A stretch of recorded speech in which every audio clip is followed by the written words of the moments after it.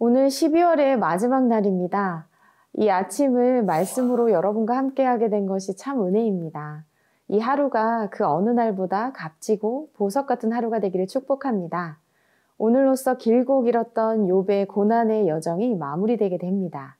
욥의 이야기를 통해 인생에 풀리지 않는 의문들을 하나님께서 어떻게 이끌어 가시고 깨닫게 하시는지를 그동안 살펴보았습니다. 더욱 깊어지는 믿음의 여정 가운데 하나님과 더욱 깊이 교제하는 시간이 되기를 축복합니다. 오늘의 말씀 제목은 깊어지는 과정입니다. 오늘의 말씀은 욥기 42장 7절에서 17절입니다.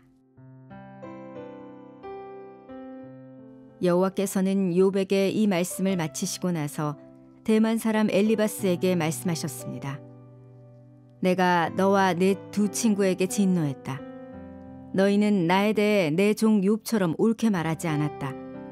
그러므로 너희는 수소 7마리와 순양 7마리를 가지고 내 종 욥에게 가서 너희 자신을 위해 번제를 드려라. 내 종 욥이 너희를 위해 기도해 줄 것이다. 그러면 내가 그 기도를 받아들여 너희의 어리석음대로 너희가 나에 대해 내 종 욥처럼 옳은 말을 하지 않은 것에 대해 갚지 않겠다. 그러자 대만 사람 엘리바스와 수아 사람 빌닷과 나아마 사람 소발은 여호와의 말씀대로 했고 여호와께서는 욥의 기도를 받으셨습니다. 욥이 그 친구들을 위해 기도를 마치자 여호와께서는 욥의 상황을 돌이키셨고 전에 있었던 것보다 2배로 더해 주셨습니다. 그러자 그 모든 형제들과 자매들과 전에 알고 지냈던 사람들이 그에게 와서 그 집에서 함께 먹었습니다. 여호와께서 그에게 보내신 모든 고난을 위로하고 달래며 각각 은 한 조각과 금가락지를 욥에게 주었습니다.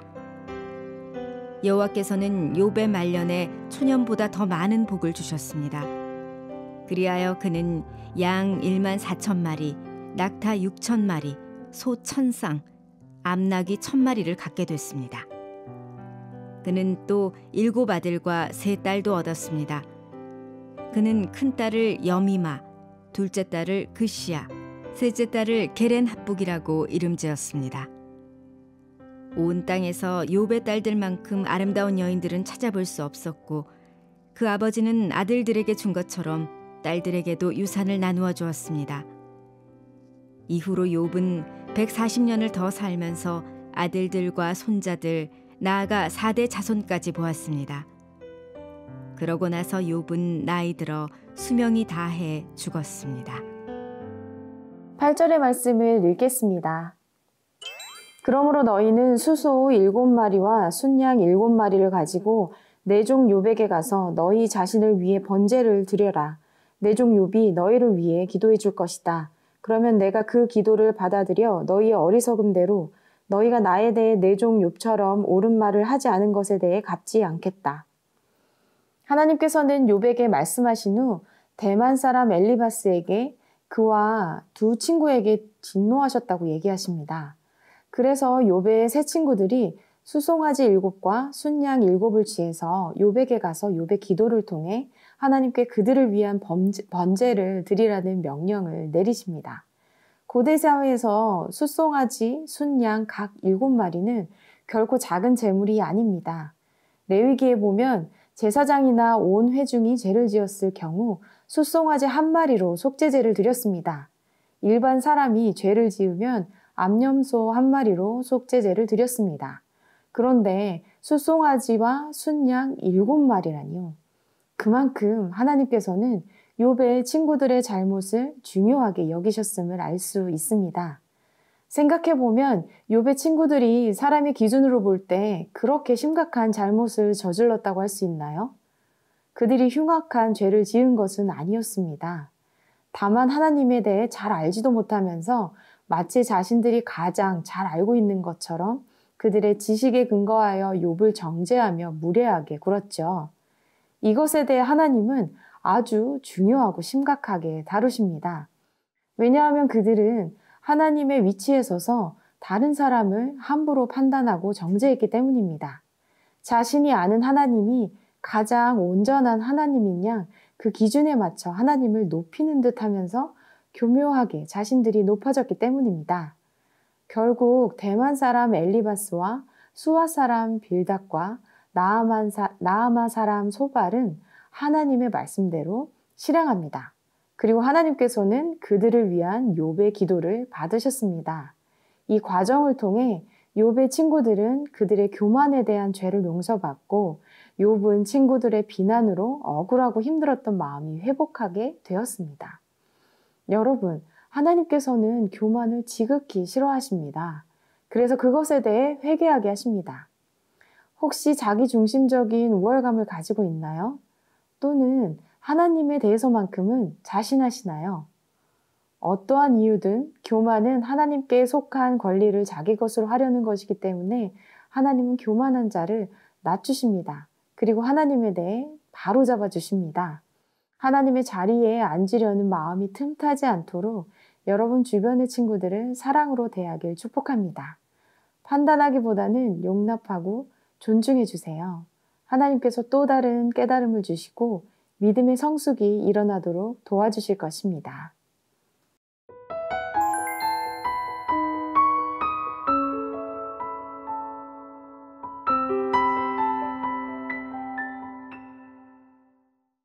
(10절의) 말씀을 읽겠습니다. 욥이 그 친구들을 위해 기도를 마치자 여호와께서는 욥의 상황을 돌이키셨고 전에 있었던 것보다 2배로 더해 주셨습니다. 욥이 친구들을 위해 기도하자 하나님께서 욥의 상황을 돌이키셨고 전에 있었던 것보다 2배로 더해 주십니다. 그러자 그의 모든 형제들과 자매와 전에 알고 지내던 사람들이 와서 함께 음식을 먹습니다. 전에 알던 자들에는 고난에 빠진 욥을 기만하거나 조롱했던 사람들, 멀리하고 기피했던 사람들까지 포함됩니다. 그들이 욥에게 와서 그를 위로하고 달래면서 은조각과 금가락지를 선물로 줍니다. 여기에는 욥을 오해했던 어떤 미안한 마음을 담은 표현으로 선물을 한 것일 수도 있겠죠. 어쨌든 하나님께서는 욥의 말년에 더 많은 복으로 채워주십니다. 재산을 늘려주시고 자손들을 주시고 물려줄 유산까지도 넉넉해졌습니다. 아들과 손자들까지 그리고 딸들까지 이어 4대까지 자손을 보게 됩니다. 그 재산도 건강도 관계도 모두 회복되게 된 것을 볼 수 있습니다. 이렇게 다 주신다면이야 나도 욥과 같은 고통 이겨낼 수 있겠다 하는 생각이 드시나요? 반대로 나는 이 모든 것을 다 주셔도 그렇게 고통스럽고 싶지는 않아요 라는 생각이 드시나요? 여기서 아주 중요한 포인트는 결론만 보고 욥은 결국 다 가지게 되었다더라가 아니에요. 그는 엄청난 복을 얻었습니다. 그 복은 바로 귀로 듣던 하나님을 이제 확실히 알게 되었다는 것. 자신의 능력과 열심으로 살던 삶보다 하나님의 임재가 있을 때 진정 하나님을 만나게 된다는 것. 그리고 하나님과 더 깊이 교제하게 된다는 것을 알게 된 복입니다. 고난을 통과하는 일은 힘들고 고되고 감당하기 쉽지 않지만 그 과정을 통해 나를 겸손히 단련시키시고 새롭게 주님을 보게 됩니다. 야고보서 1장 2절에서 3절에 이런 말씀이 있습니다. 내 형제들이여 여러 가지 시험을 만나거든 온전히 기쁘게 여기십시오. 여러분이 알다시피 여러분의 믿음의 연단은 인내를 이룹니다. 믿음의 연단으로 이룬 인내는 여러분을 성숙하게 할 것입니다. 이 고난이 아니면 깨닫지 못했을 귀한 진리를 얻게 되기 때문입니다. 팬데믹 속에 많은 친구들이 고난 중에 있습니다. 고난의 깊이를 아시는 주님을 만나 하나님과의 더욱 가까워지는 여러분 되기를 축복합니다. 은혜와 감사의 고백이 있는 연말 되기를 축복합니다. 사랑의 하나님, 2021년 많은 사람들이 고통 중에 있을지라도 주님의 은혜를 누릴 수 있도록 성령으로 이끌어주신 주님께 감사합니다. 다시 한번 힘을 내게 하시고 깊어지는 영성으로 믿음의 길을 가며 조금도 주저넘게 하여 주시옵소서. 예수님의 이름으로 기도합니다. 아멘.